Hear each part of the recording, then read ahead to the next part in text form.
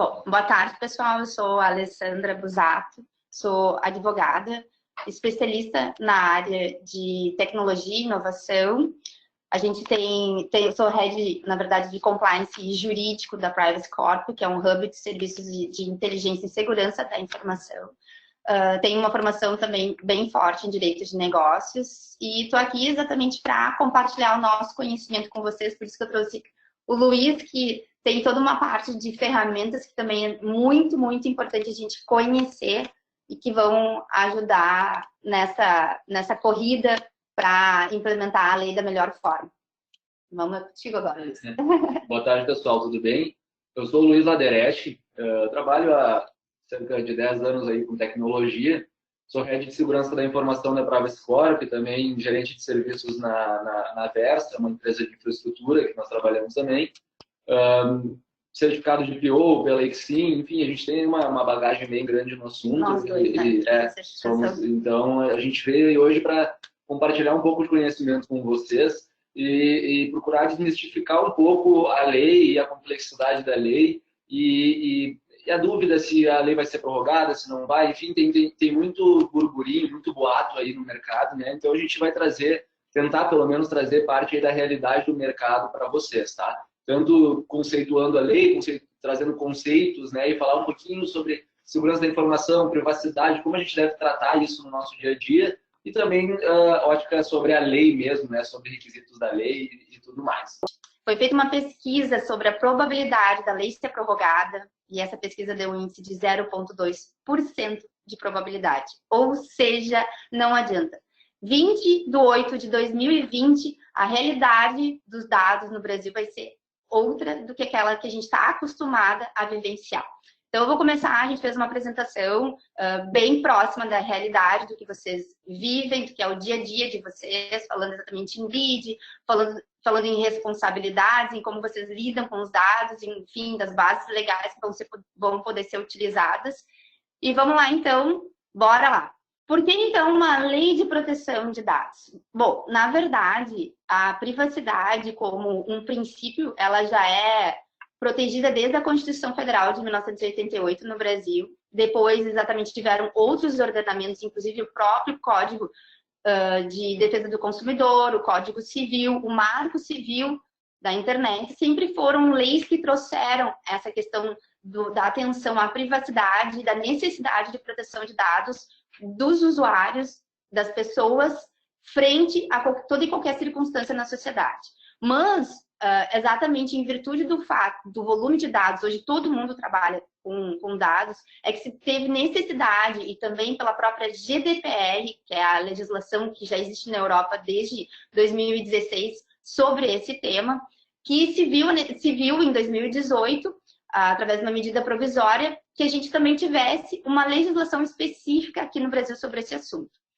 Como nós somos uma economia globalizada, eu costumo dizer, no Brasil, graças a Deus, não é uma ilha, a gente tem que se contextualizar dentro dessa nova realidade, exatamente porque, inclusive, diante das iniciativas de liberalismo econômico que a gente tem visto também aqui no Brasil, teve uma medida provisória também nesse sentido, e a lei depois, né, a lei exatamente incentivando a questão do microempreendedor, do empreendedorismo no Brasil, que se contextualizou isso e se trouxe a LGPD. A gente pode ver aqui a quantidade, não sei se alguém aqui já tinha se deparado com esse slide, eu gosto muito, a quantidade de dados que hoje, em 60 segundos, são compartilhados no mundo inteiro. É algo realmente absurdo.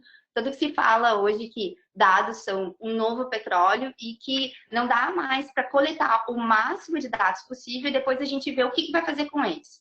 Na verdade, nós estamos migrando aí de uma época do Big Data para a época exatamente para a fase do Small Data, em que a gente vai olhar os dados dos titulares, os dados pessoais de uma forma totalmente diferente. Uma visão, então, geral da LGPD, qualquer atividade que envolva, então, utilização de dados pessoais, titulares têm amplos direitos, inclui 10 princípios de proteção de dados e aplica-se a empresas que também não possuem estabelecimento no Brasil. Ela tem essa questão da extraterritorialidade bem forte, depois até o Luiz vai falar sobre a questão da cloud, enfim.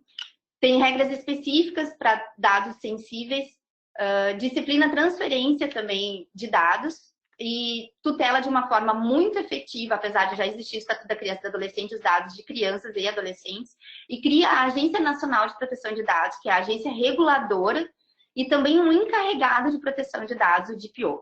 Depois a gente vai caminhar um pouquinho junto, através de toda essa visão geral específico dentro da área de vocês.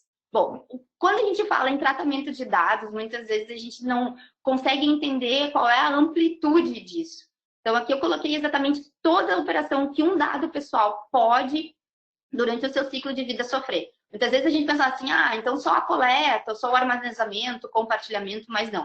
Existem mais de 11 tipos, hoje, já catalogados de dados, de tratamento de dados, e outros que ainda a gente sabe que vão começar a existir exatamente porque a tendência é que a inovação tecnológica nos próximos 5 anos realmente tragam muitos outros tipos de tratamento de dados. Então, chegando especificadamente em tipos de dados. Dado pessoal, então é toda a informação pessoa natural que seja identificada ou identificável. Isso inclui dados cadastrais, né, nome, endereço, data de nascimento, CPF e também os dados tidos como sensíveis. Os dados sensíveis são todos aqueles dados que têm um caráter, eles podem vir a ter um caráter discriminatório. E exatamente por causa dessa circunstância, o dado sensível ele tem uma proteção ainda maior. Uma pessoa identificada ou identificável, ele não é protegido pela LGPD. A LGPD ela só protege a pseudonimização, que é exatamente quando se tem uma possibilidade de associação direta ou indireta ao indivíduo a partir de uma informação adicional que tem dentro do controle de segurança. Os agentes são todos esses, né? Os titulares, como a gente já falou ali a partir dos dados, das especificações de dados, o usuário da internet, o visitante do site, o lead. Quem faz o tratamento do dado, no caso, o operador, e aí, em termos de agências de marketing, pessoas que operam em marketing, uma empresa, uma agência pode ser controlador, ou pode ser operador, ou pode ser também controlador e operador. Então, o analista de inbound marketing da agência que atende o cliente, ele é a operadora, a própria agência de marketing pode ser também controlador, e o DPO, que ele tem exatamente essa função, esse elo de ligação entre o controlador, o operador, a NPD e titulares. Ele vai fazer toda essa interface desse relacionamento. Ele vai ser sempre, principalmente muito importante quando, por exemplo, na questão de vazamento de dados, quaisquer incidentes de segurança e também solicitações de titulares com relação à questão de alteração dos dados pessoais deles, enfim, o do exercício de qualquer direito, é o próprio DPO, né, o Data Protection Officer, que vai fazer esse relacionamento. Só volta ali um pouquinho, só uma observação na questão dos agentes, né? Quando a gente fala operador, controlador, DPO, titulares, basicamente todo mundo que tem um CNPJ hoje é controlador de dados, né? Se a gente contrata alguém, se a gente tem uma planilha onde a gente anota visitas ao nosso prédio, enfim, a secretária, um estacionamento que a gente anote placa de um carro, hoje em dia, basicamente todos nós que somos organizações, né, empresas, somos controladores de dados, né? Então, operador, nem sempre, né? A gente nem sempre vai ser operador, mas 99,9% das vezes a gente vai ser controlador. Então, o controlador não é somente daquele dado que a gente coleta de um cliente ou que possua algum caráter financeiro em cima disso, mas também dados que a gente colete internamente na nossa organização de funcionários, folha de pagamento, RH, esses dados também são considerados dentro da lei. Então, a maioria das vezes nós sim vamos ser controladores e operadores ao mesmo tempo. E tem outra questão bem importante que, na verdade, a lei ela não fala só, porque a gente normalmente quando pensa em dado, hoje em dia a gente pensa sempre só no contexto digital. Sim, você e na verdade a lei também, exatamente, a lei também traz proteção ao dado físico, aquele dado do documento, do papel, realmente, em cima da mesa, exatamente, arquivo, exatamente. Então, na verdade, a lei tutela a proteção de todos esses documentos, de todas essas questões que fazem parte do nosso dia a dia. Currículos, por exemplo, né? Enfim, contratos. Tem de currículo no e-mail do RH, quem o RH distribui esses currículos, enfim. Então, tudo isso faz parte, mesmo que a gente não colete dados de clientes ou dados de pessoas externas, tudo isso faz parte da lei também, esse armazenamento, esse tratamento desses dados, né? A gente precisa olhar para isso também. E também, principalmente, assim, por exemplo, no caso das agências de marketing que tem colaboradores, como é que é feita essa seleção, como é que é feita exatamente as avaliações dos colaboradores, tudo isso também vai ter que ser feito a partir da observação da Lei Geral de Proteção de Dados. Então, é uma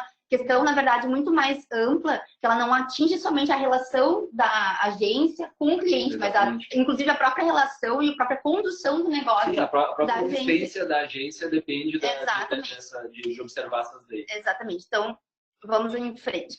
Muito importante, depois o Luiz vai exatamente desdobrar com vocês os 4 maiores princípios quando a gente fala em proteção de dados e privacidade, é exatamente ter ela como padrão, sempre, que é algo que exatamente culturalmente é bem difícil para nós, a gente não está muito acostumado, porque de certa forma, a gente, infelizmente, diferente de outras partes do mundo, muitas vezes a gente está, entre aspas, acostumado com uma questão um pouco invasiva, muitas vezes, com relação aos nossos dados.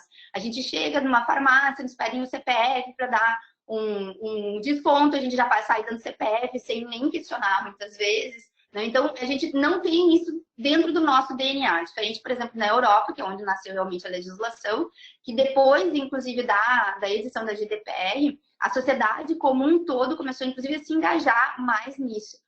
Principalmente porque lá existe uma linha de corte com relação às empresas que precisam exatamente atender a lei. Lá, empresas, elas, a partir do faturamento mensal de 250 mil euros, é que as empresas são obrigadas. Aqui não tem essa linha de corte.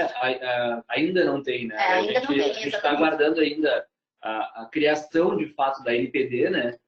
Para verificar se vai haver. E a NPD que vai trazer algumas diretrizes e se espera que a NPD traga uma diretriz nesse sentido, porque senão a padaria da esquina, a mercearia da esquina vão precisar também ter um DPO, vão precisar, né, observar essa lei. E a gente acredita que, obviamente, uma violação de dados, ela é sempre uma violação, independente do tamanho, mas precisa ter uma sensibilidade nesse sentido, e a gente ainda espera que a NPD defina isso, de como vai ser essa régua, né? A partir de que momento as empresas vão ou não precisar observar a lei de forma completa ou de forma gradativa, enfim. Então, a gente está aguardando ainda essa questão ser definida pela NPD, né? Lá fora, como a Alessandra comentou, a gente já tem isso, né? Empresas a partir de 250 mil euros, abaixo disso não precisam observar a lei, não que não precisam cuidar dos dados, né? Enfim, sim, mas lá é engraçado. Estão fora das sanções das leis. Mas lá o que mais legal, por exemplo, Carol e Luiz, é que, por exemplo, quando eu estive lá em novembro do ano passado, para ter uma vivência maior sobre como estava sendo conduzida a GDPR na Europa, a sociedade como um todo abraçou essa questão de que, vamos então tutelar, vamos então proteger a privacidade, e tu vê exatamente que as próprias, às vezes, comércios que não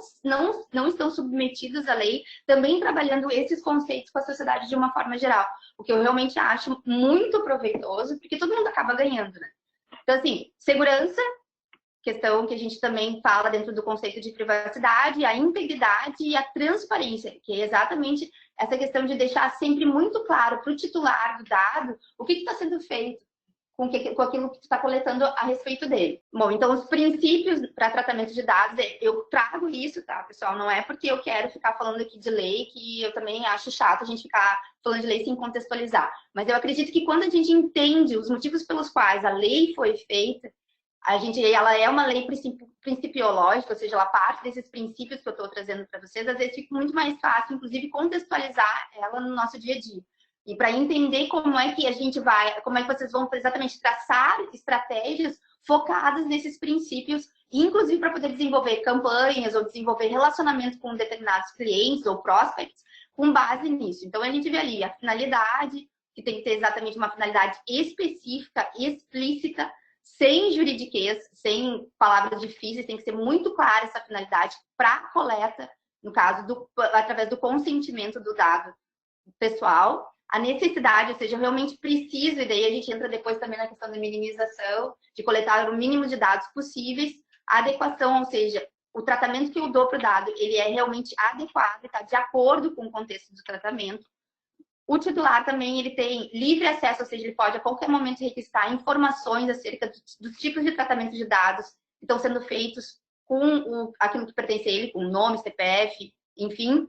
Qualidade dos dados, a transparência que a gente acabou de falar, a prevenção também, que parte daí pela questão dos mecanismos de segurança, e a não discriminação.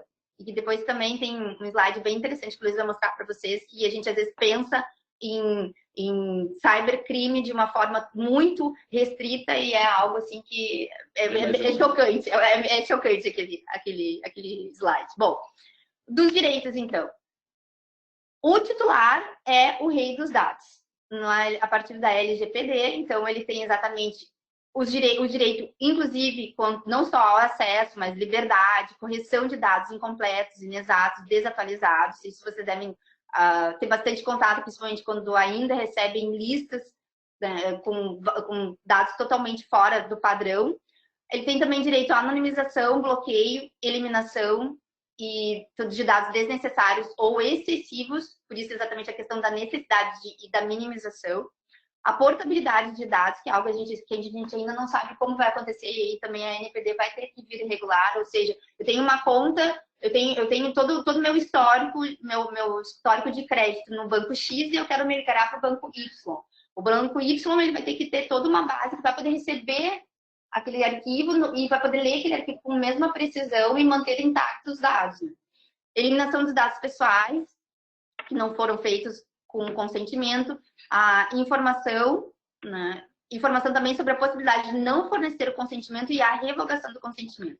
Aqui também está uma grande fragilidade em termos de utilização sempre do consentimento como estratégia, porque ele é meio traiçoeiro. A pessoa pode realmente chegar a qualquer momento e dizer assim, ó, não quero mais pegar e ter o meu dado com vocês, então vocês têm que tirar da base de vocês e da base, na verdade, de todos com quem o dado foi compartilhado. Exatamente, eu até ia comentar a questão da informação sobre o compartilhamento dos dados, né? Acho que atinge diretamente o público que está nos assistindo. Obviamente que a gente tem que ter um cuidado quando a gente faz compartilhamento de dados pessoais, dados sensíveis, né? A questão é, a lei ela não vem impedir que a gente faça compartilhamento de dados, né? O objetivo não é engessar, impedir, fazer com que a gente dificulte o trabalho. A questão é, a gente precisa informar o usuário que o dado dele vai ser compartilhado. Então, se eu coleto o dado de um usuário hoje para uma finalidade X e para essa finalidade eu preciso compartilhar este dado com algum terceiro, algum parceiro de negócios, eu preciso informar esse usuário que esse compartilhamento vai ocorrer. Por isso a questão da transparência, né? Exatamente, que eu estou enviando dados para um outro operador, para alguém processar, tratar esses dados, né? Então, é importante salientar isso. A lei não impede que a gente compartilhe dados. A lei, ela pede que a gente informe aos titulares, ó, os teus dados estão sendo compartilhados com ABC para determinada finalidade e está resolvido o problema, né? Só para contextualizar. Não, isso, na verdade, é uma questão também que traz muito a questão do relacionamento, que é sempre muito importante quando a gente fala de marketing. Hoje a gente sabe, né? A gente tem, por exemplo, marketing de relacionamento, marketing de conteúdo, e tudo passa exatamente por essa sutileza de tu conseguir despertar a credibilidade no lead, a credibilidade no usuário e trazer para ele uma melhor experiência, inclusive com relação àquilo que ele está concedendo em termos de dados pessoais e exatamente dessa expectativa que ele tem. Bom, eu vou conceder o meu nome, meu CPF, tá, mas qual é a melhor experiência que eu vou ter de volta? Bom, as bases legais para tratamento de dados, eu trouxe todas para vocês, porque exatamente, considerando que muitos aqui que estamos assistindo e vamos assistir depois, são também empreendedores, é bem importante se conhecer todas as bases. Eu destaquei em amarelo exatamente as que se encaixam hoje pela legislação e pelas informações, apesar de que ainda a NPD não existe, não tá formada, então a gente ainda tem algumas questões a serem definidas, mas hoje seria consentimento e o legítimo interesse, tá? São exatamente com relação a essa questão dos tratamentos de dados pessoais dos clientes, dos prospects, seria exatamente nessas duas possibilidades, das bases legais que se encaixariam. Consentimento, então, vamos falar sobre ele, né? Quais são os requisitos do consentimento, e a gente começa a pensar em consentimento. Alice, só antes de tu entrar no consentimento, eu acho legal também salientar que a gente escuta muito aí no mercado, né? As empresas preocupadas que, meu Deus, agora para qualquer coisa eu preciso buscar consentimento. Não é eu preciso, qualquer tipo de tratamento de dados eu vou ter que ir lá e vou buscar consentimento do usuário. Não é assim, tá, pessoal? O consentimento a gente considera que é a base legal mais complicada, mais complexa de desenvolver e de conseguir adquirir com o usuário esse consentimento. Porque você pode mandar um e-mail, o usuário não vê, tu pode tentar fazer uma ligação, enfim, tu pode tentar várias formas de consentimento e não conseguir. E o consentimento ele é mais complexo. Então, existem outras bases legais que a gente consegue aplicar no tratamento de dados e que o consentimento não é mandatório. Então, não é para todo tratamento que a gente precisa de consentimento. O consentimento é uma das bases legais e não a única ou a que precisa ser ela mais uma, né? Então, é importante salientar que para a gente chegar à conclusão se precisa ou não buscar o consentimento de um usuário, a gente tem que fazer todo um estudo sobre aquela coleta, aquele tratamento, para aí sim chegar à conclusão se vai ser ou não necessário o consentimento. Na verdade, isso tudo vai depender exatamente da estratégia que vocês vão ter com o cliente, ou enfim, ou enquanto agência. Eu indicaria exatamente estudar realmente, como o Luiz falou, o que naquele momento vai ser melhor, ou com qual tipo de nicho de cliente exatamente eu vou dialogar como consentimento, qual eu vou exatamente colocar como legítimo interesse, até porque o consentimento ele sempre a partir de agora, exatamente porque a ideia é empoderar o titular com relação aos direitos que ele pode exercer, ele vai ter que ter um outro tipo de diálogo com esse prospect. Ele não vai ser simplesmente, quero ter o consentimento aqui e deu. Então, principalmente quando a gente pensa, por exemplo, né, um exemplo de consentimento, uma landing page, a gente vai ter que explicar ali direitinho quando se for coletar o dado, para que vai ser usado, com quem vai ser compartilhado, exatamente para dar a visibilidade correta do que vai ser feito com tudo aquilo, com um nome, com um e-mail, enfim, telefone, que a pessoa vai colocar naquela tua base. E não vai poder, uma coisa bem importante que às vezes a gente vê em determinadas landing pages, são os checkboxes já preenchidos. Já marcados. É mandatório. Isso não pode. Isso sim é mandatório no consentimento. O consentimento ele não pode vir marcado. O usuário tem que ter uma ação de marcar aquela caixinha, ou enfim, a forma que for adotado o consentimento, ele não pode vir já selecionado para o usuário, né? Ele não pode ser, obviamente, aqueles textos que ninguém lê. É algo bem objetivo, mas a questão do checkbox é muito importante. Páginas onde o checkbox já tiver marcado, o usuário pode fazer uma denúncia LPD e a LPD pode sim colocar uma sanção em cima da organização. Então tem que ter muito cuidado no uso do consentimento. Então ele pode botar no formulário um checkbox, só que ele não pode vir marcado. Ele não pode vir marcado. Uma pergunta, assim, sim ou não.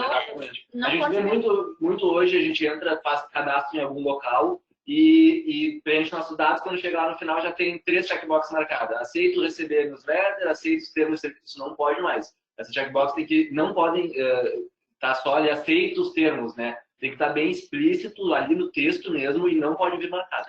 Em termos assim, de site, também é bem importante lembrar que, por exemplo, a política de privacidade ela também vai ter que ser redigida de uma forma simples, né, considerando todas essas questões que a gente está falando aqui, e inclusive os próprios termos de uso do site, com relação à coleta de cookies, o que são feitos com esses cookies. Então, e isso na verdade, assim, a partir desse princípio, com relação à questão de informação clara e expressa. Ou seja, que qualquer pessoa de um nível médio é capaz de entender o que vai ser feito com seus dados. E o consentimento, né, Arthur comentou, não somente o consentimento de um formulário ou de uma newsletter, enfim, mas o consentimento dos cookies, por exemplo. Dos cookies, que é muito importante, porque na verdade o IP é dado pessoal. Exatamente. Então, hoje a gente já está entrando aí em vários sites, principalmente de fora, e já vem aquela janelinha te permitindo granularizar a coleta de cookies, só localização, a completa, somente para acessar o site. Então, isso também é consentimento, né? Eu como usuário, tenho o direito de consentir se eu quero que aquele site saiba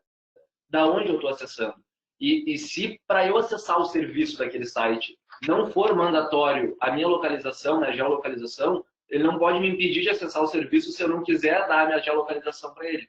Então, mas ele pode restringir, na verdade, algumas formas, algumas funcionalidades do site. Mas ele não pode restringir completamente o serviço, não. Né? Então, a gente tem que ter esse cuidado, dessa sensibilidade de entender. A gente precisa coletar o dado de localização de um usuário nosso quando está acessando o nosso site. A gente faz algum uso, tratamento? Não fazemos. Então, vamos optar por nem pedir para ele isso, porque pode ser um problema lá na frente. Exatamente. Na verdade, é o exercício de direito de escolha do titular e da forma que realmente vai ser feito. O consentimento fica completamente na mão do usuário. Ele vai decidir como ele vai emprestar os dados. Se, por exemplo, assim, até tem uma pergunta agora bem nesse sentido. Existem algumas plataformas que se tu não dá o consentimento, tu já não consegue mais seguir em frente, por exemplo. Isso vai ter que mudar. Isso vai ter que mudar, exatamente. A lei é bem clara que tu não pode impedir um usuário de utilizar um serviço de data validade. Né? Eu te impeço de utilizar o serviço. Tipo, se tu não me der o teu nome, teu telefone e a tua data de nascimento, tu vai bloquear o site. Não. Empresa de crédito, por exemplo. Precisa lá do teu nome, sobrenome, CPF e nome da mãe. E geolocalização. Aí ele, não, se tu não me der a geolocalização, eu não posso fazer a tua consulta de crédito. Até porque dentro desse contexto, a geolocalização, ela não seria nem útil, no caso. Então, não seria necessário para a coleta de dados. Aí a gente entra naquela circunstância anterior. Esse tipo de plataforma, que é plataforma pronta, é framework pronto, já eles vão ter que adaptar para que o usuário consiga granularizar o mínimo possível de informações para poder utilizar o serviço. Porque pode gerar um caráter discriminatório até, né? Tu diz, se tu não me der esse dado... Claro, se for um dado, um CPF, por exemplo, que é necessário para gerar um crédito, tudo bem, se entende? Existe uma base legal para isso, não é nem o consentimento que vai cobrir. Agora, impedir o usuário de utilizar determinado serviço na totalidade porque ele não deu uma informação que não é necessária nesse contexto, com certeza vai... E uma coisa bem importante que às vezes a gente pode, inclusive, cair, Carol, na tentação de fazer, vai ser uma finalidade ampla. E não pode. A finalidade ela tem que ser específica realmente e ela tem que ter essa conformidade com o serviço que tu tá oferecendo, o produto. Ela não pode ser assim, na verdade, como se fosse uma procuração em branco, vou fazer o que eu quiser com teus dados. Agora, não, eu tenho que ter uma finalidade específica. Por exemplo, assim, se eu sou uma concessionária, eu tenho que dizer, olha, eu estou coletando os teus dados, por exemplo, teu nome, teu e-mail, porque eu quero te mandar ofertas de serviços relativos à montadora X. Então, o dia que for para falar sobre autopeças, aí é outro tipo de consentimento. Tá? É bem importante isso, porque a gente pode cair nessa tentação, né? Vamos fazer um consentimento amplo e restrito e agora deu. Não dá.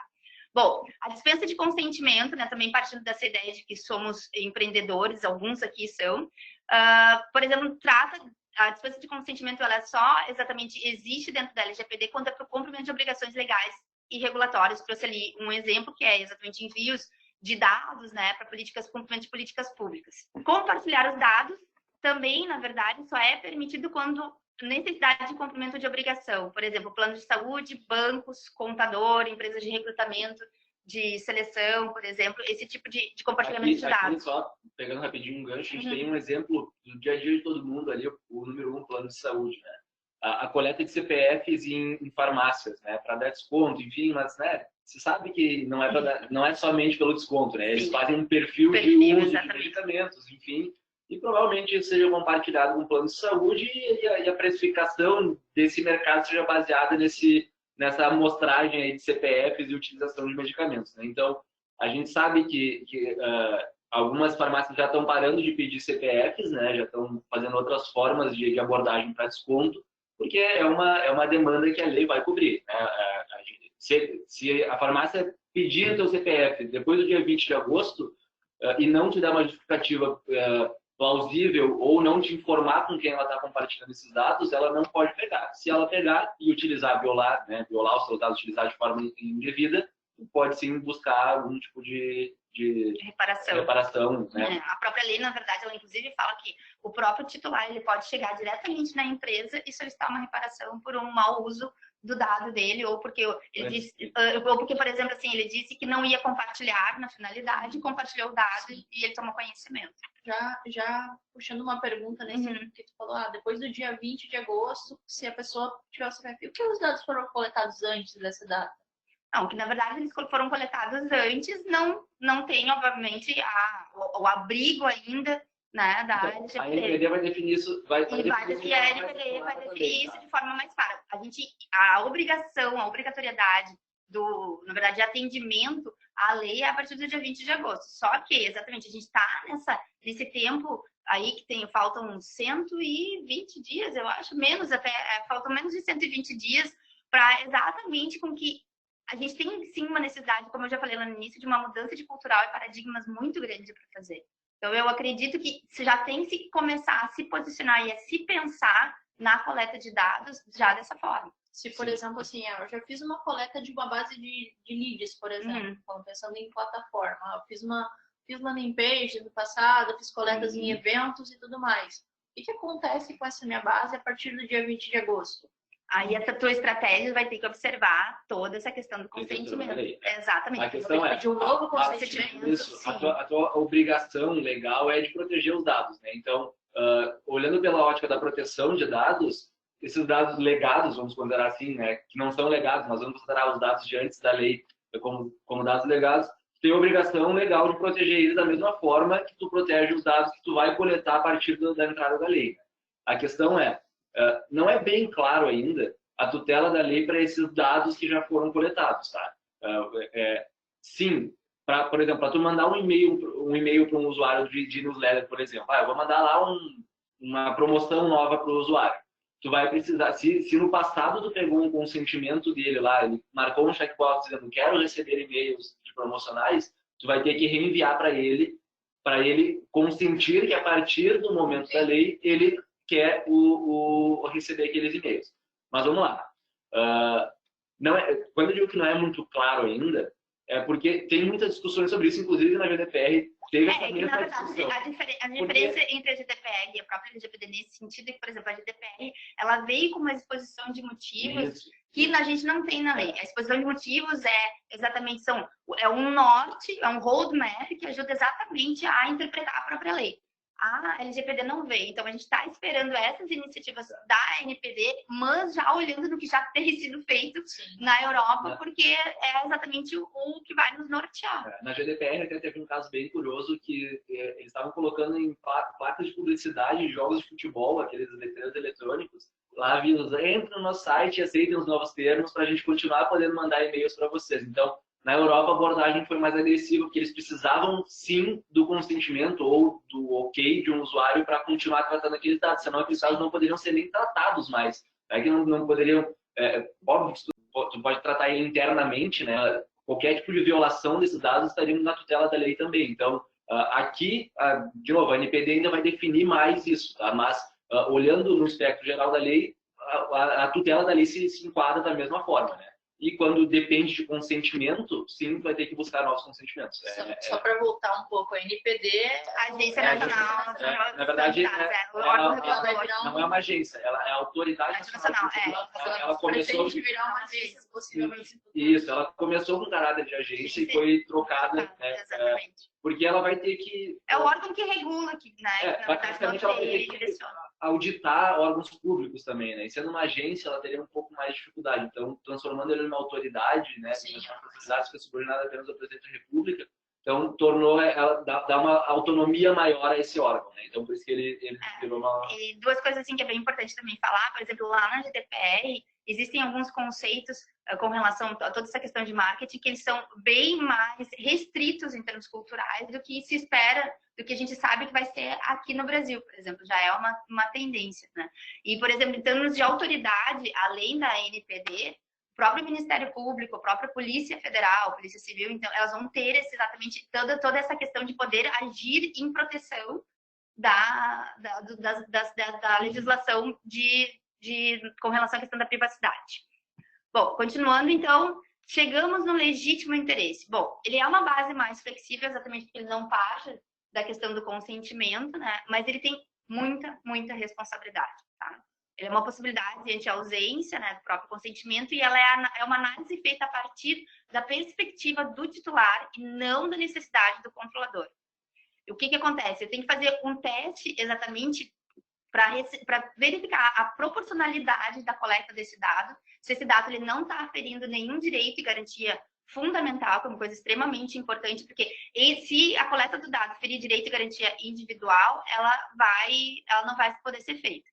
E ele não pode ser usado para tratamento de dados sensíveis. Então, se eu preciso coletar algum dado médico, por exemplo, ele não se encaixa. Então, como eu posso proceder na escolha do legítimo interesse como base legal? Teste de proporcionalidade que parte da legitimidade, necessidade, balanceamento e garantias. Balanceamento é exatamente essa circunstância, inclusive se eu vou ter meios de mitigar ou de proporcionalmente diminuir na verdade, que vai se ferir esses dados, né, se vai com relação à questão de vazamentos, dispositivos de segurança. O teste do legítimo interesse, esse teste aí, Carol, ele é bem interessante porque ele traz exatamente algumas perguntas, por exemplo, quem pensa em desenvolver uma estratégia de marketing específica na relação do legítimo interesse, o que eu tenho que exatamente responder antes de adotar essa base legal, tá? Então, ele vai, se a finalidade realmente é concreta, eu não posso, na verdade, ter uma finalidade subjetiva ou a partir de uma suposição.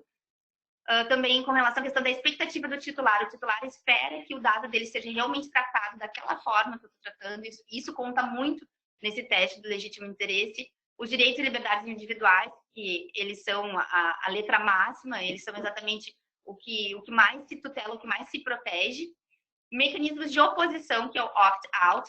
Por exemplo, na própria GDPR, com relação à questão do legítimo interesse, se tem a seguinte questão, por exemplo, assim, se eu sou cliente de uma montadora e eu tenho um carro X e a montadora fez uma atualização daquele carro e fez um carro X+. É normal que eu receba uma comunicação, que eu receba, na verdade, uma campanha de marketing direta ou indireta com relação a esse upgrade do produto que eu adquiri.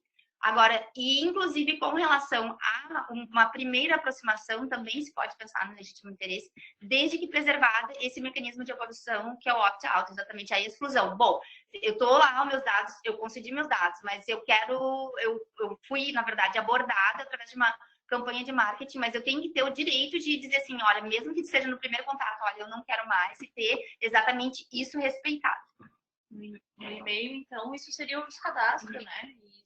Sim, a qualquer momento. A qualquer momento. Isso. Solicitar. Exatamente. Dados de menores de idade, exatamente uma questão bem também. A questão da base lá que a gente falou antes, Carol, se tu continuar enviando e-mails para esses clientes que tu coletou anteriormente, né?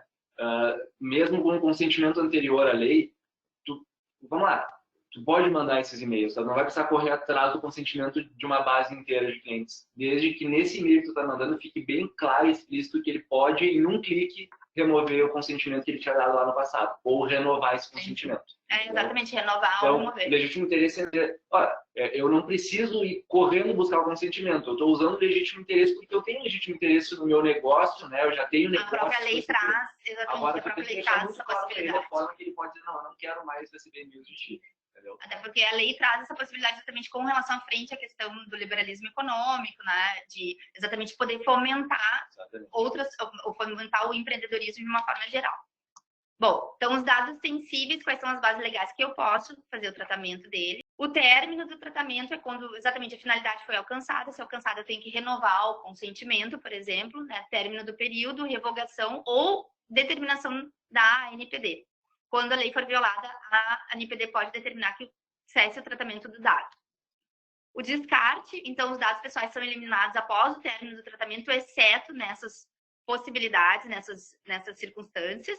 Responsabilidade solidária, então, é exatamente uma questão bem importante com relação à obrigação de reparar, é recíproca, tanto do controlador quanto do operador. E aqui eu trouxe uns exemplos, né, com relação à questão do analista de marketing, quando descumpre normas de proteção de dados, o analista operador, que não seguir instruções lícitas do cliente, isso também é bem importante. Toda a equipe, de uma forma geral, dentro de uma agência de marketing, ter conhecimento da lei, Carol, até para muitas vezes poder, inclusive, educar o seu cliente. Né? Olha, daqui a pouco o cliente vai fazer uma solicitação que não tem como ser feita. Não tem como ser executado. Então, ele vai poder exatamente conversar com esse cliente e poder desenhar novas estratégias a partir disso. Ou o cliente envolvido no tratamento de dados feito pelo analista e que resulte em prejuízos. Então, nesses casos, sempre se fala exatamente da questão da responsabilidade solidária. É toda uma cultura dentro da empresa que vai ter que ser adaptada à nova lei. Exatamente. Né? Se tu compartilha dados com algum processador, um operador externo, e esse processador ele viola os dados de alguma forma, não só vazamento, mas ele não está tratando os dados da forma que foi combinado com o controlador, essa violação, mas não fui eu que violei, foi o meu operador. A NPD vai dizer, não, mas tu tem responsabilidade também, porque tu não observou que eles não estavam cumprindo com o acordado pelo controlador. Então, colocando na prática, assim, no dia a dia, por exemplo, eu contrato uma empresa, por exemplo, de AdWords. Isso. E os meus clientes que eu captei eles pediram que não fosse usado o dado da localização, por exemplo. Isso. E aí eu passo os dados para minha agência não cuidou, não tomou esse cuidado. E um desses Quem clientes... é responsável é a empresa. Isso. E um desses clientes descobriu isso e denunciou. E aí vai chegar a NPD e vai pedir para o que aconteceu aqui. Eles dizem, mas o meu operador lá que estava coletando não tem nada a ver com isso. Vai dizer, pois é, mas tu que é o controlador dos dados. Exatamente. Bom, então as sanções são todas essas, além de administrativa, exatamente existe a possibilidade de se sofrer um processo judicial. A verdade ali, a multa ela é bem realmente pesada, tá, Carol? Mas assim, o que mais eu acredito que impactaria realmente é a suspensão da atividade de tratamento por 6 meses, né? Exatamente ter aí um bloqueio do banco de dados que muitas vezes, dependendo do negócio, inviabilizaria e faria com que a empresa fechasse as portas, né? A NPD tem mais de 25 competências, né? Mas eu trouxe somente algumas para vocês terem conhecimento. Como implementar, então, partindo para a parte prática, e já deixando daqui a pouquinho a tua deixa aí.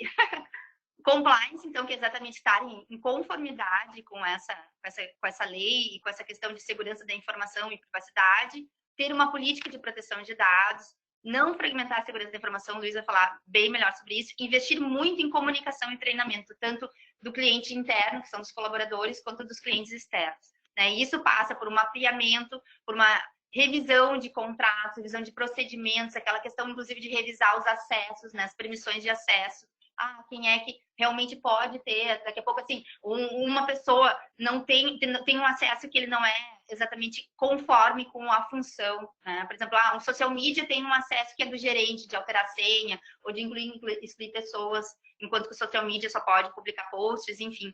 Elaborar as questões de normas e de boas práticas, desconfiar de listas, né? Porque é muito importante, não é que não possa utilizar a lista, mas a lista somente vai poder ser utilizada se o consentimento ele foi coletado de forma correta, e quem recebe essa lista vai ter que ter uma cópia desse consentimento exatamente para poder verificar isso. Né? Colocar uma lista com leads frios, além de não ser uma boa estratégia em termos de remarketing, de relacionamento, vai exatamente complicar nessa circunstância. O lead é quem manda, porque o titular dos dados é rei. Eu acho que nesse ponto ali, principalmente do desconfio de listas, o que o Luiz falou, que depois do 20 de agosto vai poder seguir utilizando e ter o descadastro, mas, claro, de bases que foram captadas de formas legais. Por ti mesmo. Por ti mesmo, exatamente. Exatamente. A compra de lista não tá no que eu falei, tá? Deixar bem claro. Comprar listas... mas... Se você não tem certeza de onde vem essa origem, lista... Desconfie sempre, na verdade. Você tem que ter a prova que tu coletou de forma segura e tu informou o usuário que tu está coletando aquilo. Se tu está tratando um dado qualquer, que tu pegou de qualquer lugar, e esse dado é violado, a NPD te pergunta, tá, mas como é que foi a coleta disso aqui? Tu vai dizer, eu comprei no Facebook. Aí tu vai ter um problema muito grande, né? Porque tu, além de não ter coletado da forma segura, tu ainda comprou uma lista de alguém que tu não tem nem ideia de onde saiu aquilo. Então, isso é bem grave. Então, listas são... Exato. Vai poder utilizar com opt-out listas que foram captadas. Exatamente. O pessoal aqui perguntando como as pequenas e médias empresas podem fazer o mapeamento dos dados e estar de acordo em dia com a LGPD. Legal. Essa é uma excelente pergunta. Pergunta muito excelente. Parabéns para quem fez. Porque a lei ela atinge basicamente as pequenas e médias empresas, né? Que são 79% das empresas no Brasil. Então, a gente tem... obviamente, a gente tem modelos, né, de atuação, na privacy mesmo, tem um modelo de atuação, onde a gente aplica um framework, né, onde a gente faz todo esse mapeamento. E o mapeamento, ele passa por tudo que tem na organização, né? Então, a gente faz a criação de comitês, né? Na criação de comitês, a gente busca usuários-chave, a gente entrevista, a gente faz coleta documental, revisa contrato. Volume de dados. Isso, enfim, verifica banco de dados, né? Existem vários níveis de mapeamento. Né? O nível básico, vamos dizer assim, do mínimo da adequação à lei, para não sofrer uma sanção ali na frente, e o nível de tornar a empresa compliance, não somente a Lei Geral de Proteção de Dados, porque, vamos lá, a Lei Geral de Proteção de Dados é nova como uma lei, né? Mas, se a gente for olhar para ela, os requisitos da lei, basicamente falam sobre boas práticas de segurança, né, de proteção de dados. Então, já existem ISOs que falam sobre isso, existem frameworks que falam sobre isso, então isso já é muito antigo no mercado. Agora a lei tá uma novidade, está muito aquecida porque virou uma lei, né? O que antes era opcional para as empresas, agora é uma obrigação legal. Então a gente aplica frameworks de mercado que já estão disponíveis, né? ISOs 27000, framework do NIST, enfim, a gente tem várias ferramentas para chegar nesse nível de entrega. Então, é difícil responder objetivamente essa pergunta, mas tentando assim trazer para o mundo real, isso tem que ser tratado como um projeto dentro da organização, né? Um projeto com início, meio e fim, a gente faz todo o mapeamento, plano de ação, execução e aí auditoria depois continuidade, né? Mas existem frameworks que a gente aplica para fazer esse mapeamento. E na verdade isso também é bem customizado ao tamanho da própria empresa, claro. Né? Não é, e a profundidade que a empresa quer dar para isso. Exatamente. Qual é o apetite de risco também? A empresa tem que saber, daqui a pouco assim, olha, não, eu realmente sei que o pior é tu estar no ponto cego. Tu não saber quais são os tipos de dados, qual o volume de dados, quem é que dentro da tua empresa acessa, se daqui a pouco leva essa base de dados para outro lugar com um pendrive, ou mesmo com, na verdade, um drive externo, alguma coisa nesse sentido. Sim. O ponto cego é o pior. Obviamente que, dependendo do tamanho da pequena, da média empresa, né, esse mapeamento que vai exatamente identificar, inclusive, quem é que tem logins de acesso, se, por exemplo, o que acontece que é muito, Carol, assim, que é muito comum. Às vezes a pessoa o colaborador já saiu da empresa e ele continua com link, ele continua com acesso permitido para redes sociais ou sistemas da própria empresa. Isso é algo assim que, em termos de segurança da informação, é a pior coisa que pode acontecer. Controle maior dos acessos. Exatamente. O primeiro passo, eu acho.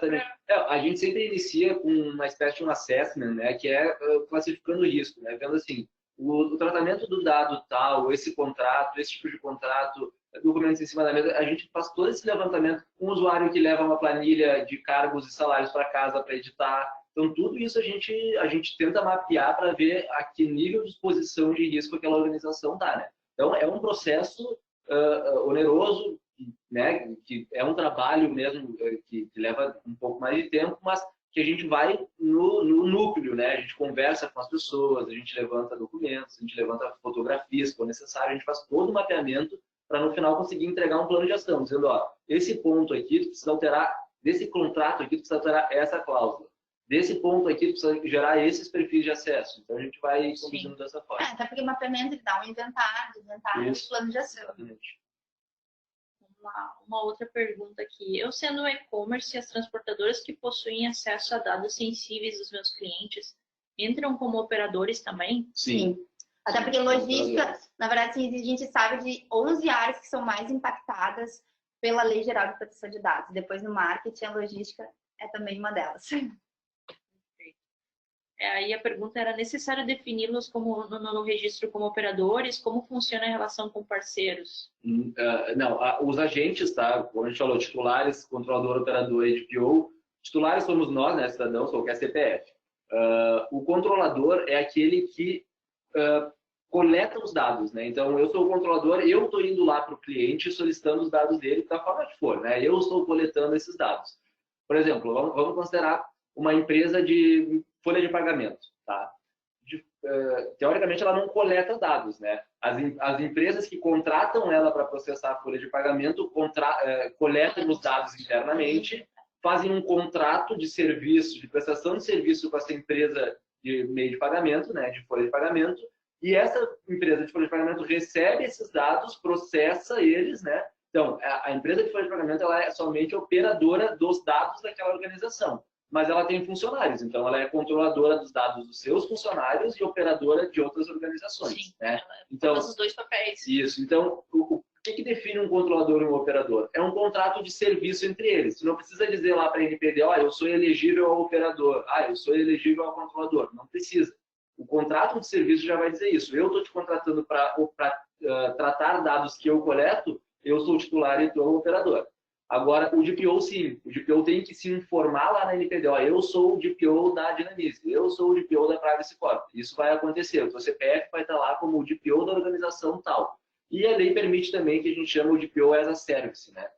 Eu posso ser o Luiz, pode ser o DPO da Dinamize e de outras DPO terceiro, né? Tantas empresas, exatamente, DPO como serviço. Por isso, assim, o contrato de prestação de serviço tem que ser muito bem feito e, inclusive, já indicando ali, delimitando a lei da questão do tratamento, a questão da responsabilidade, enfim, dos envios de dados. Pessoal, eu quero falar um pouquinho agora com vocês, né, aproveitando os ganchos que a Alessandra trouxe, sobre privacidade e segurança da informação, que eu acho que tenho certeza que é super importante. Eu quero trazer para o mundo, para o nosso dia a dia, né, tirar um pouco essa questão de tratar a segurança da informação como algo muito complexo, trazer alguns exemplos, trouxe alguns exemplos aqui para a gente poder trocar ideia. Eu gostaria muito que vocês pudessem ajudar aí mandando perguntas, né?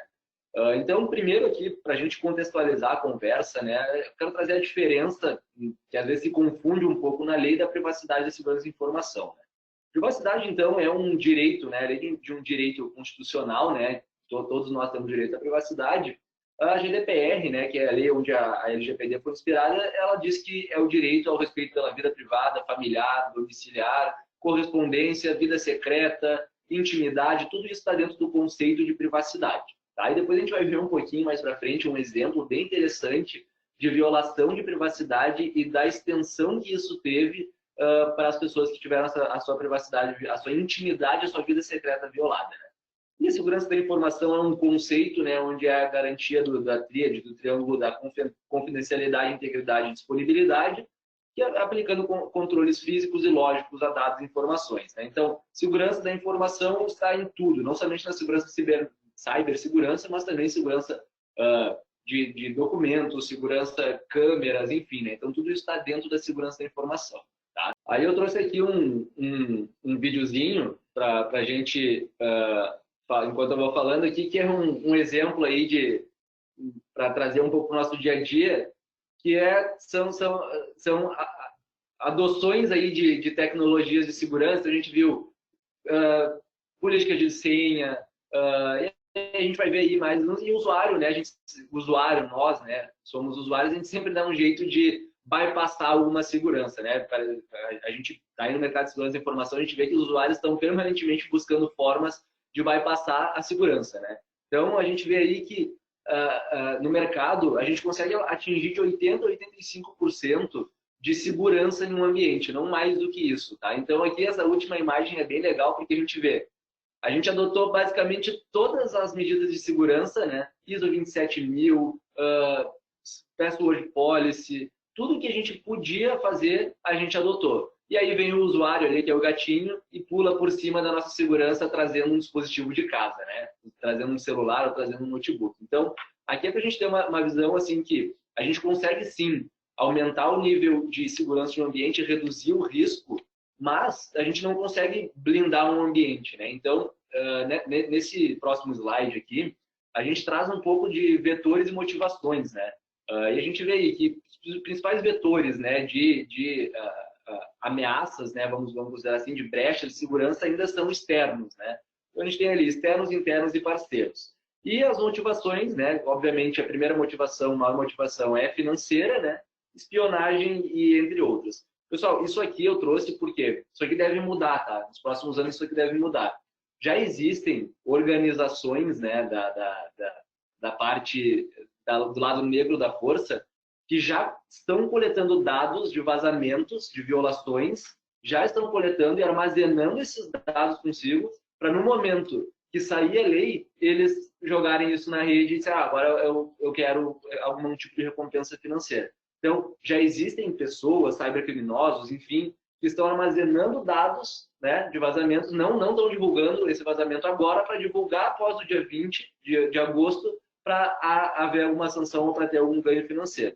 Aqui também existe, no lado jurídico, um mercado que está se aquecendo de né, advogados, enfim, profissionais que vão bater na porta de pessoas dizendo, essa empresa, tu tem dados nessa empresa aqui? Tenho. Então, tu tem direito de buscar uma reparação porque houve uma violação de dados. Na verdade, a expectativa é que, inclusive, a partir de agosto, os ataques cibernéticos eles aumentem consideravelmente exatamente em virtude de tudo isso. Exatamente, porque vai virar uma forma de vai virar um mercado. É mais um mercado na cibersegurança, né? Falando mesmo aí de documentos digitais. E também ali a gente tem vetores internos, né? Nada impede uma pessoa vender uma lista, né? A gente viu recentemente um caso lá na empresa, alguém subornar alguém com dinheiro para fazer algum tipo de espionagem. Então, tudo isso está na tutela da lei. E esses dados aqui, provavelmente, a gente vai ver uma inversão aqui de parceiros internos com externos, isso vai meio que se misturar. E aí, trazendo essa questão de parceiros internos, externos, a gente tem a TI, o Shadow IT, que a gente chama de TI nas sombras, né? Que é a questão daquela tecnologia que a gente não tem controle. A gente adota vários tipos de mecanismos de controle numa organização e o usuário traz o celular dele de casa, acessa o nosso wireless e a gente não tem a menor ideia do que ele está fazendo ali, né? Assim como softwares instalados num computador sem comunicar a TI, que a TI não tenha conhecimento, enfim. Então, a gente tem uma margem aí de 15 a 20% da tecnologia nos ambientes que a gente não consegue monitorar. A gente não tem como monitorar, a não ser que a gente feche completamente a possibilidade de usuários trazerem dispositivos, não entrarem no celular na empresa, enfim. Então, aqui a gente tem a TI nas sombras, que é o que a gente precisa fugir. A gente como usuário, a gente precisa fugir de fazer as coisas nas sombras, né? Buscar esse tipo de comportamento. Então, eu trouxe também aí para a gente conversar um pouco nessa visão. Esse slide aí é um dos mais legais que eu quero dar mais ênfase, que é até de um parceiro nosso aí, que é o Capra, Instituto Capra de Big Data, né? de ciência analítica. Eles fizeram essa pesquisa super recente, é desse ano, de 2020. E aqui a gente tem um ecossistema de crimes digitais. Quando a gente fala de crimes digitais, a gente já pensa, vão me roubar a senha do banco, vão, sei lá, fazer um phishing para acessar meu e-mail e pegar dados. Só que isso está mudando, né? E quando a gente fala de privacidade de dados, a gente está falando de um universo muito maior de crimes digitais. Então a gente está falando de cyberbullying, de manipulação digital, fake news, algo que, né, se acredita que elegeu um presidente nos Estados Unidos, né, e aqui no Brasil também a gente tem fortes denúncias de fake news na eleição do Bolsonaro, nada contra ou a favor, só mesmo uma observação. Então a gente tem vários outros tipos de crimes que vão diretamente contra a privacidade dos usuários, diretamente. Então, não somente crimes com cunho financeiro, mas às vezes um dano à reputação, à privacidade de um usuário, né? Então, isso que a gente tem que cuidar também. Quais dados a gente coleta, o que a gente tem de dados na nossa base, que não somente vão nos trazer um prejuízo financeiro ou para o nosso usuário, mas talvez um prejuízo pessoal para esse usuário também, né? Então, aqui eu trouxe esse espectro aí de vários tipos de crimes digitais que... Eu acho que nesse momento é rever todos os formulários que estão captando dados. Exatamente. E esse dado realmente é necessário, vou usar ele em algum momento, porque se for vazado eu vou ter que responder por isso. A gente pode pegar, por exemplo, uma empresa, um hospital, que tenha dados sobre um grande CEO de uma grande empresa que está com uma doença terminal e ninguém publicizou isso. E de alguma forma esse dado vaza, né? Olha o impacto que isso tem para uma organização, né? Na bolsa, se a empresa tem capital aberto. Então, isso tudo muda. Então, às vezes o prejuízo pode ser muito maior do que somente um pequeno prejuízo financeiro, né? E aqui eu trouxe alguns exemplos, tá? Do dia a dia, todo mundo deve ter visto isso. O caso do FaceApp, que foi aquelas fotografias que a gente tirava uma selfie e nos envelhecia. Eu não entendi por que todo mundo gostou. Eu me ver velho. Eu tirava uma foto e me via mais velho, 40 anos mais velho, enfim. Nos termos de uso do aplicativo, dizia que tu estava dando direito total, perpétuo e irrevogável ao aplicativo utilizar a tua imagem por um algoritmo de reconhecimento facial. Então, todos os milhões de pessoas no mundo que tiraram uma foto, postaram na internet lá mais velho, até hoje esse aplicativo tem essas imagens e utiliza isso para treinar um algoritmo de reconhecimento facial. Caso Decolar também, geoprático discriminatório, estava modificando preços, coletava a geolocalização das pessoas, quem ia comprar uma passagem no Nordeste para um mesmo destino de uma pessoa em outra região estava sofrendo preços discriminatórios, então isso foi inclusive comprovado e a Decolar foi multada. A gente tem um caso muito sério, até reescrita do Ashley Madison nos Estados Unidos, que houve um vazamento de dados, um hacker colocou na internet dados de milhares de homens casados, né, que estavam no Ashley Madison. O Ashley Madison é um site onde pessoas casadas procuram relações extraconjugais, né? Não é o mérito aqui julgar se é certo ou errado, mas a questão é que após esse vazamento houveram vários processos contra Ashley Madison e mais do que isso, esse policial e esse pastor que faziam parte tinham um cadastro no site, acabaram se suicidando porque tiveram a sua vida secreta completamente comprometida, né? A gente não tem que julgar se é certo ou errado, a questão é, a empresa deixou vazar dados privados de pessoas revelando a vida secreta dessas pessoas, e isso teve um grande impacto, que foi o suicídio desses dois homens. E nesse caso, ainda teve um agravante que a empresa ficou sabendo antes que os dados iriam vazar, e ela simplesmente disse, não, tá bom, não vou fazer nada. Então, aí... até hoje a Nestlé Messi sofre processos por isso, e o ápice da coisa foi que não foi só esses dois casos, tiveram outros casos também, mas esses foram os mais emblemáticos do caso. O caso Bricha também, quando a gente fala de decisão automatizada, né, decisão automatizada discriminatória, a gente tem que ter muito cuidado quando a gente vai automatizar decisões, né? Por quê? Aqui a gente tem um caso bem interessante do Compass, que é um software que os Estados Unidos usa, o judiciário dos Estados Unidos usa, para determinar nível de risco de criminosos, né, baseado em perfil. E aqui a gente tem o caso Bricha, que é o Werner, ele já tinha cometido alguns crimes um pouco mais pesados, já tinha um antecedente criminal maior, e a Bricha tinha apenas pequenos delitos na época da escola, enfim, e ela foi considerada com risco 8 e o Vernon foi considerado com risco 3, tá?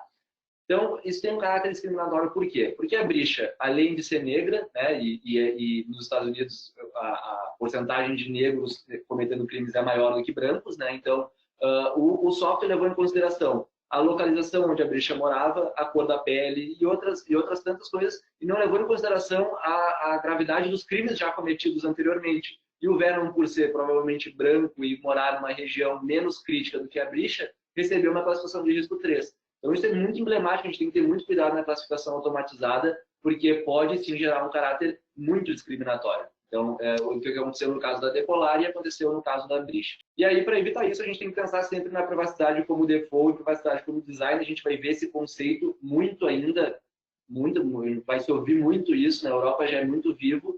E aqui a gente pode trazer exemplos práticos como o Facebook, por exemplo. A gente não precisa dar o nosso CPF, nosso endereço, nosso CEP para o Facebook para criar uma conta lá. A gente pode criar a nossa conta lá com o nosso nome, sobrenome e data de nascimento.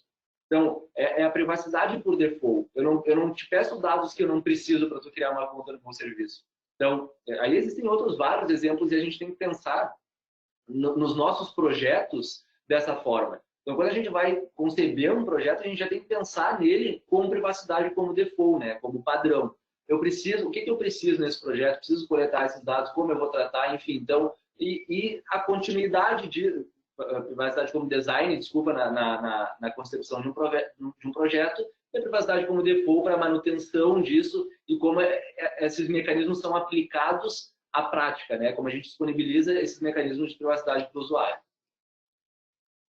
A questão da diferença de compliance e segurança, né? Aqui eu quero falar rapidamente, mas é bom diferenciar também que estar compliance não é necessariamente estar seguro e estar seguro não é necessariamente estar compliance, né? Eu posso estar compliance com alguma regulação de Banco Central, Agência Nacional de Saúde, enfim, mas não estar seguro. Eu posso estar completamente exposto na internet, por exemplo. Mas eu estou compliance, eu estou operando, o meu setor me permite operar porque eu estou dentro das leis de compliance, mas eu não estou seguro. Então, ambos apontam para a LGPD. A LGPD veio casar isso. Lei de regulação, uma lei de regulação que olha para requisitos de segurança. Né? É claro que compliance, exatamente por ele trabalhar muito processo interno dentro da empresa, ele ajuda a chamar a atenção para a questão da segurança. É um caminho que realmente é bem interessante. Aí aqui eu trago algumas tecnologias recomendadas, né? E aí são conceitos, né? DLP para impedir que usuários vendam informações ou mandem informações sensíveis para fora, monitoramento de NOC, SOC, backup, site recovery, disaster recovery, caso... Isso tudo está na lei, tá? São requisitos... A lei tem requisitos de site recovery, por exemplo. Eu tenho meu data center em Porto Alegre, com dados críticos, dados sensíveis ali. A lei tem um requisito que pede que tu tenha a cópia disso íntegra, né? Em outro site, ou num backup numa nuvem, ou num backup, enfim...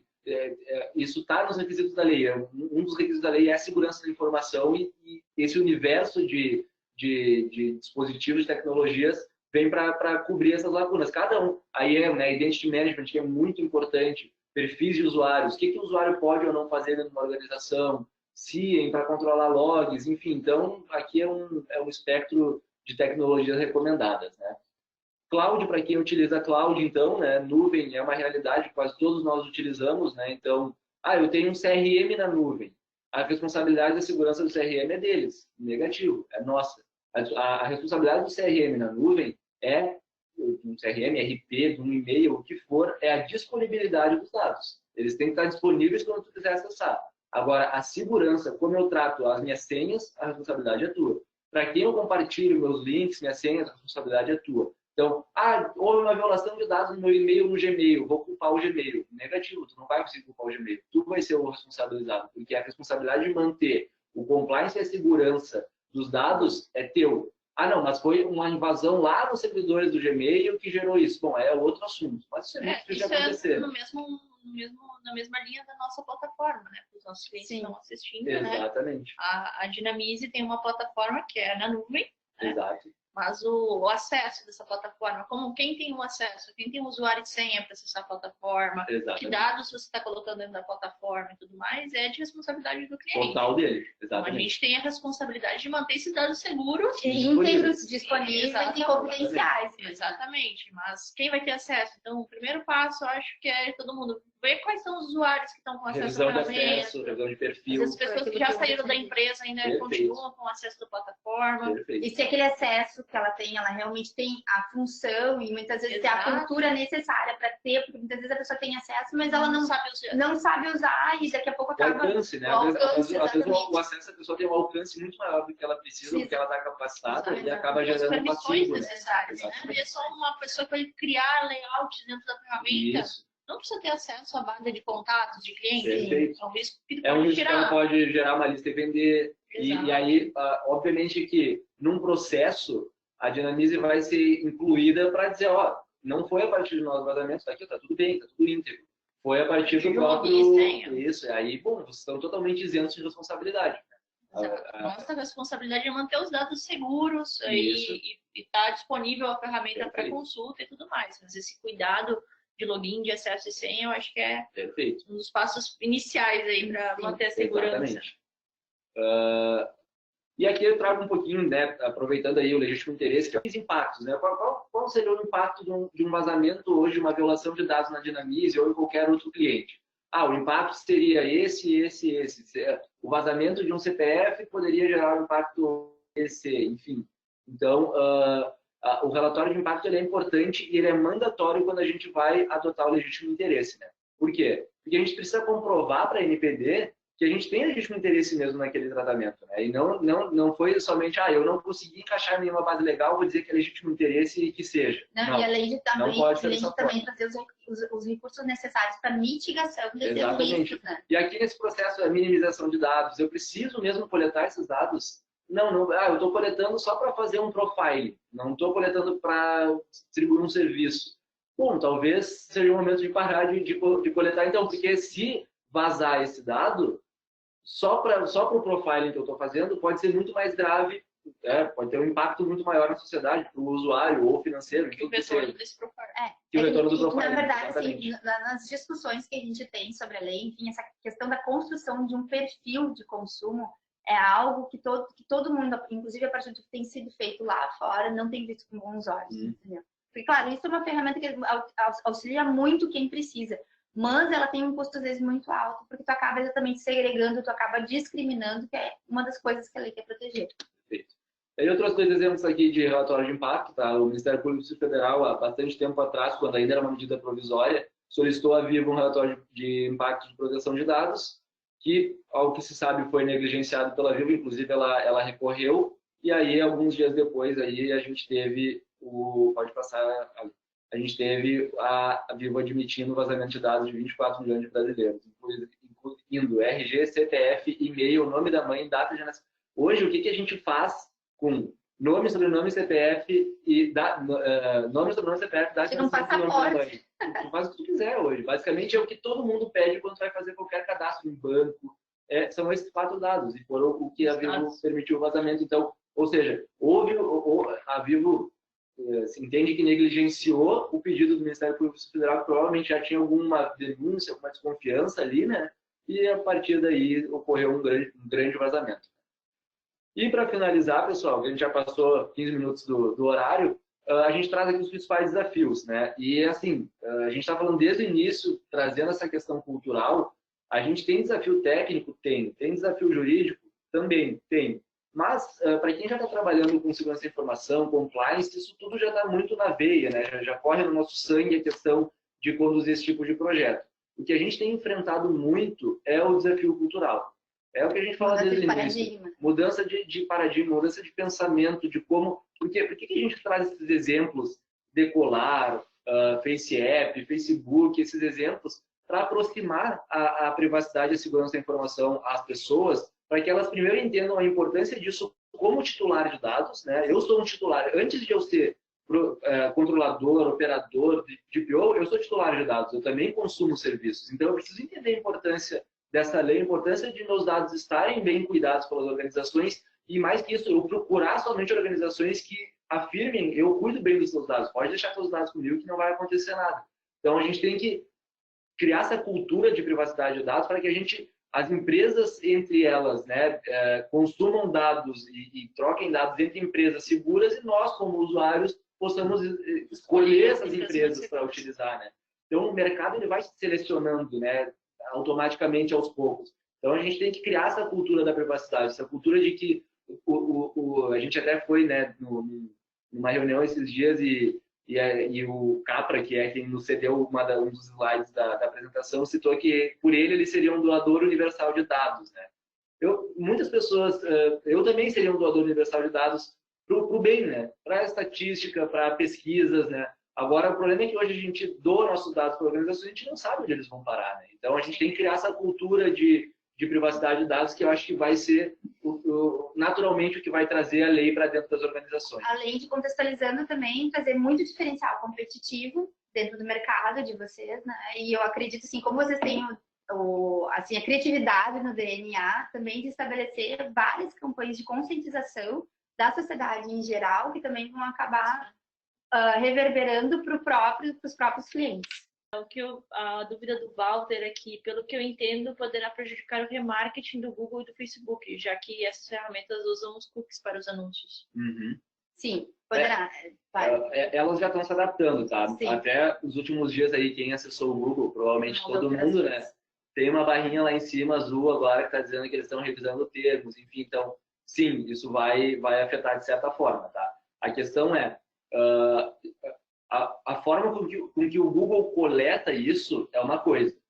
A forma com que ela disponibiliza APIs para os usuários acessarem é outra. Tá? Então, assim, se o Google disponibiliza uma API de profiling, por exemplo, sem dizer quem é o usuário final, ela sabe quem é o usuário final, porque foi ela que coletou o dado.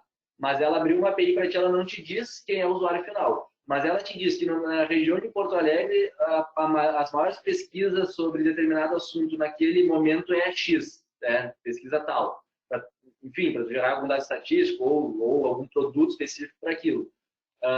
A gente, como usuário dessa API, não precisa se preocupar com nada, porque a gente não está... O dado pessoal, voltando lá no início, ele é dado identificado ou identificável. Se a gente não sabe quem é a pessoa, a gente não tem como chegar até a pessoa, não tem problema. A Google tem. Então, a responsabilidade é dela de coletar o consentimento lá no cookie. Então, é ela que vai precisar se preocupar. Desde que se ela está fazendo ou não, aí a gente não tem como sinceramente, a gente não tem como saber, né? Ela pode dizer lá, botar um termo lá, dizer que está, né? Enfim, mas quem vai regular isso aí vai ser lá a agência, a autoridade lá europeia, que vai lá bater na porta do Google e vai dizer, eu quero ver se vocês realmente estão coletando da forma correta esses dados. Então, nós, como consumidores de APIs, a gente não precisa se preocupar 100% com isso, né? Mas deve afetar, sim, bastante esse mercado. Já afeta, né? Porque a lei na Europa já existe há mais de 3 anos. Ver aqui como processar uma empresa que não estiver de acordo com a LGPD, que vazar dados ou se recusar a conversar ou eliminar os dados do cliente. Uhum. Na verdade, isso vai ser um processo de reparação civil comum, exatamente fundamentado na própria legislação, na LGPD, e a lei, por exemplo, provavelmente o que a LGPD vai indicar é que se esgotem a questão da negociação administrativa, extrajudicial. Esgotou, foi lá, mandou uma notificação, ou foi lá, protocolou uma carta na empresa, mandou um e-mail, empresa não deu bola, bom, parte para a ação judicial realmente. Vai ter uma notificação inicial. Isso, o que acontece? A lei, ela prevê que tu tem que ter um canal de comunicação com o titular. Tá? Então, o DPO, ele é a pessoa dentro da organização que vai fazer a interface de comunicação com os operadores, com os titulares e com a NPD. Então, lá no teu site, se tu coleta dados pessoais, tu vai ter que ter uma área lá dizendo assim, quero falar com o DPO, por exemplo. Quero excluir os meus dados. A Uber já tem isso, tá? Eu tive que usar recentemente um desses recursos e a Uber já tem lá, quero conversar com o DPO e aí lá, então tem várias empresas que já têm isso. Então tu vai ter lá no teu site, no teu e-mail, não sei, de alguma forma, um 0800 que tu vai ter que disponibilizar para a pessoa falar com o DPO. Não precisa ser o DPO, pode ser uma equipe, né? Mas, e aí a partir desse momento ela vai dizer, ó, descobri que os meus dados foram vazados. Quero conversar com vocês com uma reparação. Não vamos te atender, não temos DPO, não sabemos nada sobre isso, vai buscar seus direitos. Aí sim ela vai na NPD fazer uma denúncia. Mas antes ela pode entrar em contato contigo de alguma forma e a empresa precisa ter esse canal de comunicação. Se ela vai na NPD e diz assim, olha, eu tentei falar com a empresa e eu não achei o DPO de forma alguma, nem e-mail me disponibilizado, aí vai ser um problema. Mas assim, não vai ser a NPD que vai entrar com a ação judicial, vai ser a pessoa mesmo. É um processo no processo normal. A NPD vai entrar com o processo de sanção administrativa. Ele vai olhar se realmente tu adotou métodos de proteção de dados, se tu não adotou, ela vai te aplicar uma sanção. Uma dúvida aqui da Bia é uma média ou pequena empresa pode contratar uma empresa como DPO? Pode. A lei prevê DPO as a service, né? DPO como serviço. Então, ela pode sim contratar um serviço de DPO, onde ela mensaliza isso e o DPO responde esse tipo de contato, por exemplo. Minha empresa não tem DPO, eu quero contratar um DPO as a service. Então, o contato da tua empresa vai ser com o teu DPO as a service. Quando a pessoa entrar lá e mandar o e-mail lá, quero falar com o DPO, vai cair lá para o teu DPO as a service e ele vai fazer essa interface de comunicação contigo. Pode terceirizar o processo. Sim, não precisa ter dentro da empresa. E está previsto na lei, tá? Isso que é importante. A lei prevê já que tu pode contratar um DPO como serviço. E existe algum banco de DPO? Não, ainda não está. Quer dizer, estão se criando, estão sendo feitas as próprias certificações nesse sentido, já existem, né? Inclusive certificações nacionais e internacionais, a gente já tem uma lei. O que acontece? Para tu ser DPO hoje, sendo bem sincero, tá? Não tem requisitos, tu precisa ter uma certificação, mas agora não se tornou mais obrigatório. Isso. Tinha que ter, na verdade, ter conhecimento específico jurídico. A certificação, eu sinceramente acho muito importante. Mas não é mandatório. Mas não é mandatório. Sendo bem sincero, o que acontece? Qualquer pessoa pode dizer eu sou o DPO, qualquer pessoa de dentro pode dizer eu sou o DPO da Dinamize, desde que a Dinamize concorde com isso, né? Se ela foi treinada, se ela tem capacidade ou não, a NPD não vai saber. Quando ocorrer um problema, uma crise, por exemplo, tu precisa comunicar à imprensa que sofreu Ele que vai responder. Ele que vai responder. Ele então, tem que estar capacitado. Exatamente. Então, isso é uma questão interna. Para lidar com isso. Mas sim, existem certificações globais, EXIM, APP, enfim, que formam pessoas numa trilha de DPO. Então, se ela pretende buscar um profissional de DPO, ela tem que buscar profissionais que tenham as trilhas de DPO da EXIM, de APP, enfim, são órgãos que dizem, não, esse profissional executou um treinamento, provas, ele conhece do assunto e sim, agora ele é um DPO. Talvez aí terceirizar para uma empresa menor, uma agência, melhor a gente achar uma pessoa qualificada. Nós temos as provas, entendeu? Então nós temos os skills necessários para ser um DPO interno ou como serviço. Até porque a gente entende do assunto de uma forma mais global e bem específica ao mesmo tempo. A dúvida do Fernando é que aquela multa baseada no faturamento da empresa seria o faturamento mensal ou anual? Fica 2%. Né? Na verdade, o faturamento é o anual. É o ano fiscal. É o ano fiscal e por infração. Bem importante. Então, ou seja, se uma empresa teve uma infração gravíssima, que a NPD vai ali exatamente qualificar como gravíssima, ele colocar no teto máximo de 52 milhões, e ele teve 2 vezes no ano, vão ser 52 milhões. 50 milhões. Aliás, desculpa, é 50 milhões vezes 2. Por infração, então. Exatamente. Limitado à porcentagem de faturamento. Exatamente, 2%. Como uma única autorização do cliente, poderemos enviar comunicação em todos os canais, por exemplo, Facebook, Instagram, e-mail? Desde que nesse consentimento do informe, que tu vai acessar ele por esses canais. E o que tu vai fazer com ele nesses canais? Qual é o objetivo do acesso nesses canais? Por exemplo, assim, vamos lá. Talvez a dúvida seja, por exemplo, um link patrocinado. Tá? Eu tenho lá um link patrocinado no Instagram.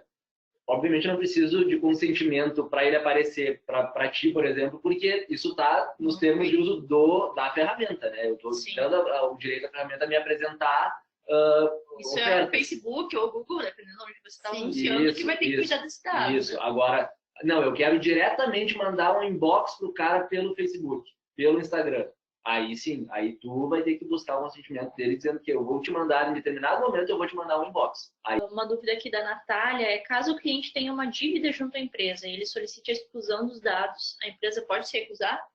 Na verdade, não, depende. Se ele tem a dívida pendente, não, exatamente porque existem as outras bases legais que determinam. Por quê? Porque, na verdade, inclusive tem a própria questão para ele buscar o pagamento dessa dívida, né? E somente depois do adimplemento dessa obrigação é que ele vai ter exatamente os dados excluídos. Não posso simplesmente chegar lá, vamos supor, para o SPC e Serasa e assim, olha só, eu não estou contente com a minha exclusão aqui, eu quero que vocês tirem. Exatamente, não. Na verdade, tem toda essa questão da proteção. Inclusive, a proteção ao crédito, que eu digo que é a jabuticaba da LGPD, que ninguém sabe para que serve, provavelmente essas questões vão entrar na questão da proteção ao crédito. E também, né, Ali, muito bom salientar que a LGPD não é uma ilha, né? Exatamente. Existem N outras leis que vão cobrir esse tipo de problema, né? Então, a gente não é só a LGPD que vai tutelar isso.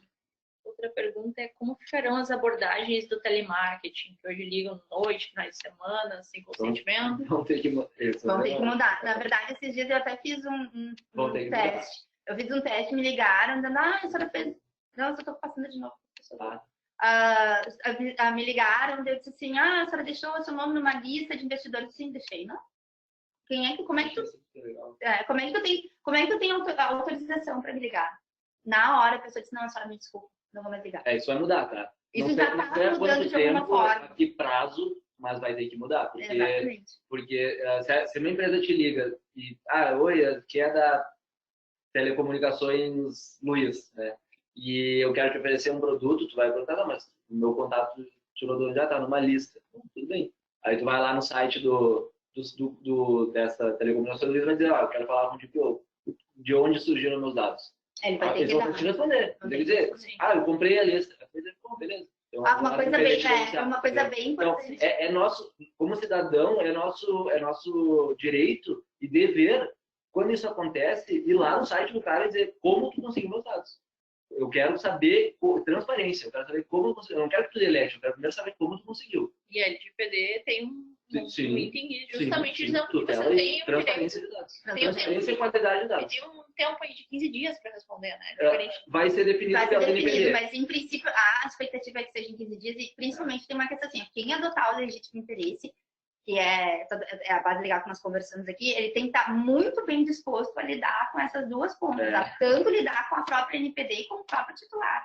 Que exatamente pelo próprio legítimo interesse, ele vai ter que dialogar com as duas partes e quem coleta dados vai ter sempre hoje que dar satisfação do que faz para o titular quando ele exigir. Por isso que, né, relacionamento... Exatamente. Relacionamento e investir em customer success é uma excelente alternativa. Porque aí tu encanta e tu engaja o cliente para ele ficar na tua base de dados bem feliz e contente. Falando ainda em legítimo interesse, aqui já tem uma pergunta da Fátima que fala isso. Se o legítimo interesse pode ser adotado para clientes que abrem demandas como chamados, não fale conosco, querem receber uma resposta dessa demanda. Bom, na verdade, assim, a resposta da demanda surgiu por a utilização de algum produto ou serviço anterior, né? Então, assim, esse contato primeiro provavelmente vai ter que estar lastreado ou num consentimento ou no próprio legítimo interesse. Pode sim, entendeu? Só que exatamente depende... Subentende que se tu tá indo abrir um chamado, tu consome um serviço. Já tem um relacionamento. Tu consome um serviço, tu tem um contrato com essa empresa. E nesse contrato a empresa já deixou explícito lá que poderia utilizar esses dados. Perfeito, então tem bastante perguntas aqui, mas depois eu vou passar para vocês, se vocês quiserem responder também. Aí a gente encaminha no link que a gente vai mandar amanhã com a versão gravada aqui do webinar. E aí também estão os contatos aí da Alessandra, do Luiz. Agradeço novamente vocês a disponibilidade. Acredito que tenha esclarecido muitas dúvidas aí. Bom, a gente só fica bem feliz. A gente adora falar sobre isso. Então, a chance então de a lei ser adiada é 0 pontos. Não existe. Quase é melhor, na verdade, começar a trabalhar e a implementar, quebrar a cabeça e, na verdade, sem estudar e implementar. Não supor, estuda e implementa que vai dar tudo certo. E por mais que a lei seja adiada, ela vai acontecer. Ela vai acontecer. Então, esperar o adiamento da lei para começar a fazer algo é só adiar um inevitável de cabeça. Né? É um padrão brasileiro, né? Vamos esperar para ver se não. A gente tem que começar a romper nesse caso, ela não vai deixar de existir. Ela pode ser adiada, que é muito pequena chance, mas pode. Então, podemos começar a trabalhar agora, né? Se daqui a pouco ela for adiada por 1 ano, a gente ganhou 1 ano para seguir trabalhando, mas não ficar esperando, vou esperar até dia 20 de agosto. Dia 20 de agosto ela for adiada, aí eu começo a pensar. Aí vai dar problema. Não. E o que vocês dão de sugestão agora? Tenho uma empresa, não sei por onde eu começo a me adequar à LGPD. Qual o primeiro passo? Legal. Procurar uma empresa com outra. A gente enxerga assim que o primeiro passo é esse tipo de momento que a gente está fazendo, né? É bem de a gente entender. A gente tem que desmistificar a questão. A gente falou lá no início, a lei, meu Deus, agora eu não vou poder fazer mais nada. A gente vai em evento, esse tipo de conversa, evento presencial, as pessoas às vezes querem nos bater. Mas isso aí vai acabar com o meu negócio, eu não vou poder mais tratar os dados. Não é isso, pessoal. O importante é que a gente mostre para a NPD, mostre para a sociedade que a gente está tratando os dados da forma correta, que a gente se preocupa com os dados dos nossos clientes. Então, eu lá em 20 de agosto eu não estou totalmente adequado à lei. E a NPD bate na minha porta. O que vai acontecer? Se tu já está trabalhando num projeto, a NPD vai dizer tudo bem, a gente entende que existe um processo de maturidade e a gente vai acompanhar vocês nesse processo. Agora, chegou dia 30 de agosto, tu teve uma violação de dados, a NPD bateu na tua porta, e aí tu vai dizer, nem sei sobre o assunto, nem me interei. Aí tu vai ter um problema. Então, a dica que a gente dá é assim, comecem, de repente, cria um comitê interno na empresa para discutir, para entender melhor a lei. Isso, faz um workshop, participa de eventos. Não precisa necessariamente começar implementando a lei. Óbvio que o prazo é curto, tudo sim. Mas a gente sabe que existe problema financeiro, às vezes, né? Orçamento. Então, o ideal é que comece a se falar sobre o assunto. Um monte de comitê, pega um usuário, um gerente de cada área e converse. Você fale sobre a lei. Né? Leve essa questão da cultura da privacidade para dentro dos funcionários. Pessoal, vocês não podem deixar esse documento aqui em cima, vamos guardar, vamos evitar de deixar o documento na impressora. Um picador de papel na sala de reunião. Então, começar por aí, começar criando a cultura internamente. Porque não adianta, por exemplo, contratar a Privacy Corp. A gente foi lá, fez todo o trabalho de adequação. Se o pessoal não entendeu lá dentro, não adianta, a gente vai virar as costas. Vai virar as costas, o cara vai anexar uma planilha. Vai colocar no pendrive e vai para cá. Vai virar a adequação LGPD PIB para inglês ver. Ninguém vai ver, vai ficar de enfeite. Então, acho que a dica assim, para começo é essa, é começar a internamente internalizar a cultura. E aí, a partir disso, o projeto vai se desdobrando. Obrigada, Luísa. Obrigada, Alessandra. Obrigada, tchau, pessoal. Obrigada, tchau.